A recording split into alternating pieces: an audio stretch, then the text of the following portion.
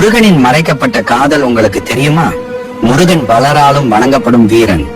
ஆனால் ஒரு காலத்தில் அவரது இதயத்தில் ஒரு இனிய காதல் மலர்ந்தது.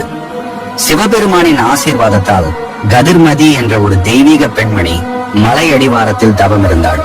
அவள் கண்கள் சூரியனை போன்ற பிரகாசமாகவும் மனம் நிலவு போல் நெகிழ்வாகவும் இருந்தது. அவள் பக்தியில் மூழ்கியிருந்த போதும் அவளுக்குள் ஒரே ஆசை, முருகனை ஒரு முறையாவது நேரில் காண வேண்டும்.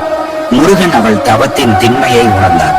ஆனால் நேரில் வராமல் ஒரு கூவிலை வடிவெடுத்து காற்றில் பாடலாக அவரின் இதயத்தை காட்டினார். அந்த இசையில் அவள் பிரமிப்புற்று, இது யாரின் இசை என்கிறதற்குள் முருகனின் உருவம் மெல்ல நிலவின் ஒளியில் தோன்றியது. உன் பக்தியும் காதலும் ஒரே நேரத்தில் என் இதயத்தை கவர்ந்து விட்டன என்று முருகன் சொல்ல, கதிர்மதி மகிழ்ச்சியால் கண்கள் கலங்கினாள்.